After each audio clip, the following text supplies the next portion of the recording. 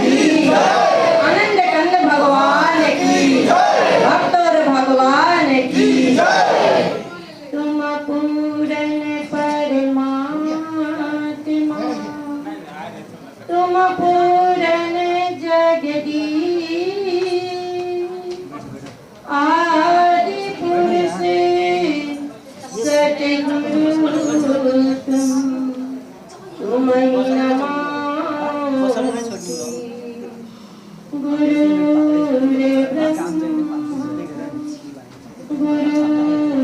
गुरुर्विष्णु गुरुर्देवा महेश्वर, गुरुर्साक्षात्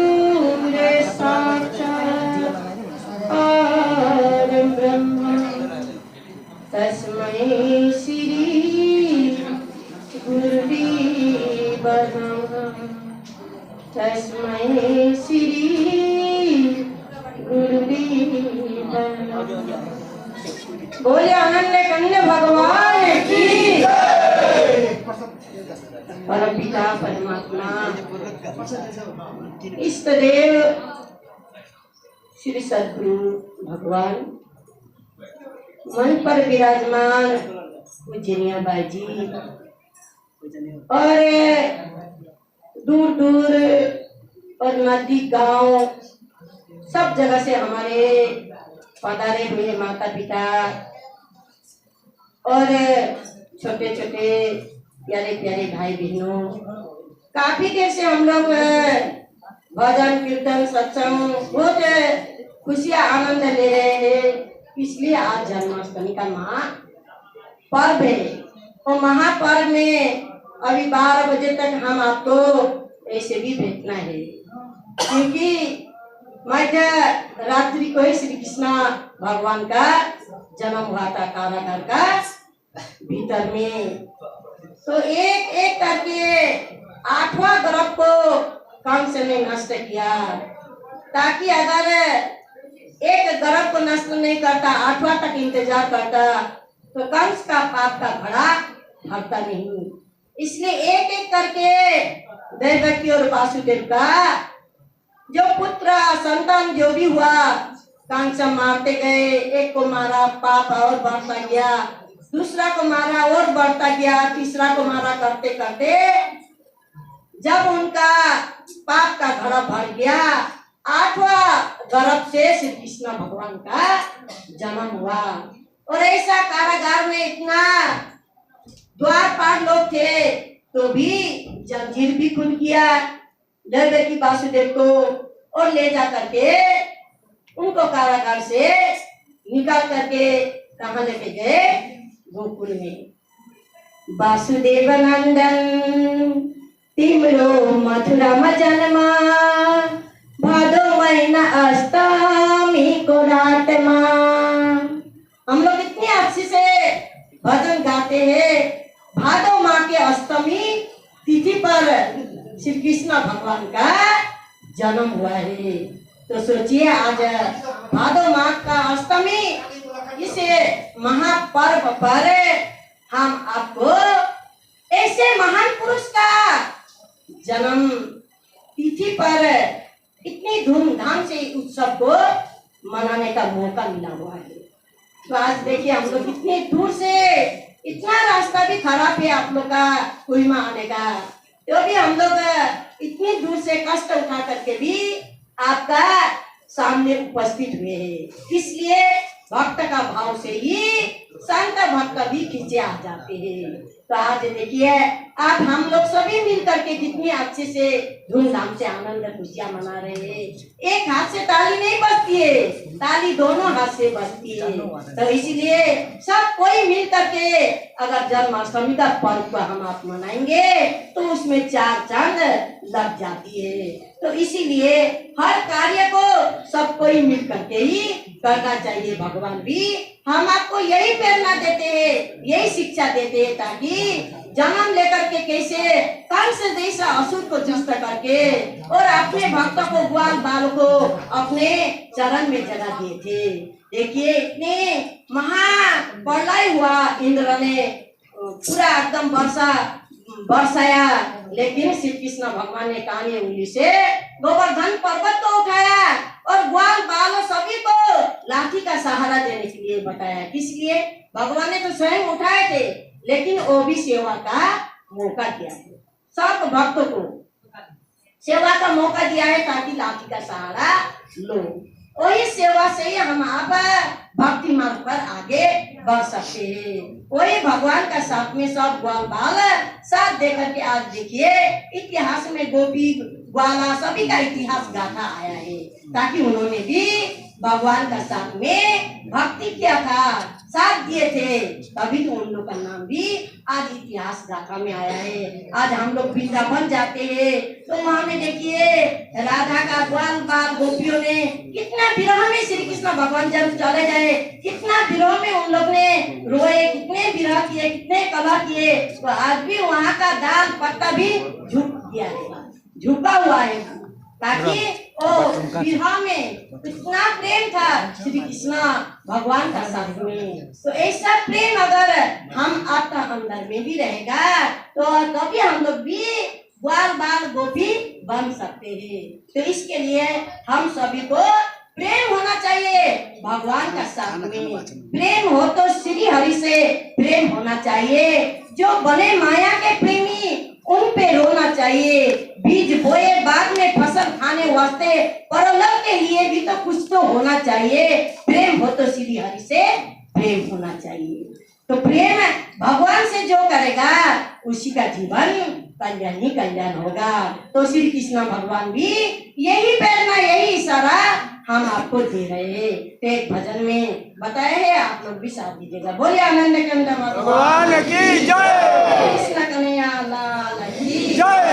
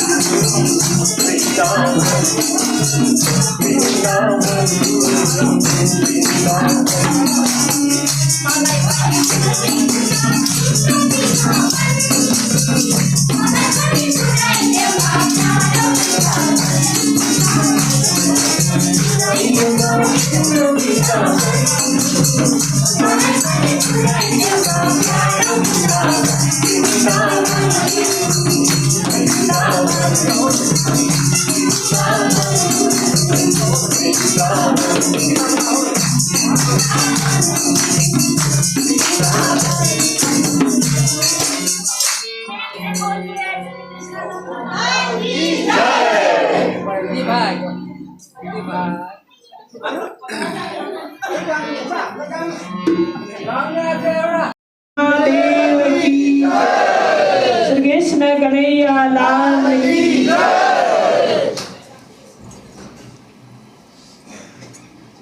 मूकं करोति वाचालं पंगुं लंघयते गिरिं यत्कृपातमहं वन्दे परमानन्दमाधवम् अखण्डमण्डलाकारणं व्याप्तं येन चराचरं तत्पदं दर्शितेरं तस्मै श्री गुरुवे नमः। तस्मै श्री गुरुवे नमः। परमपिता परमात्मा और श्री सद्गुरुदेव महाराज जन्माष्टमी के प्रति श्रद्धा भाव लेकर आए हुए मेरे आदरणीय भागवत भक्त मान भाव प्रेमी सज्जनों, हम सभी लोग काफी देर से आज, क्योंकि हम ही नहीं, आज विश्व आज जन्माष्टमी मनाती है, चाहे हम स्वदेश में रहे चाहे हम विदेश में रहे। हर एक हमारी मजहब को मानने वाले हर एक व्यक्ति आज जन्माष्टमी को बड़ी धूमधाम से मनाया जाता है। चाहे किसी भी देशों में क्यों ना रहे, लेकिन अपने संस्कृति अपने परंपरा को वो जीवन में अमल करके ही रह रहे हैं। पूरी रात बैठ करके भगवान कृष्ण का जन्म तक वो इंतजार करके भगवान की गुणानुवाद गा करके रहते हैं। तो सज्जनों, हम आप भी सौभाग्यशाली है, आज हम इस प्रांगण में बैठ करके हम आपको जीवन में ये भगवान कृष्ण के गुणानुवाद को गाने का अवसर प्राप्त हुआ है। ये अवसर हम आपको सचमुच उन्हीं का कृपा से प्राप्त होता है।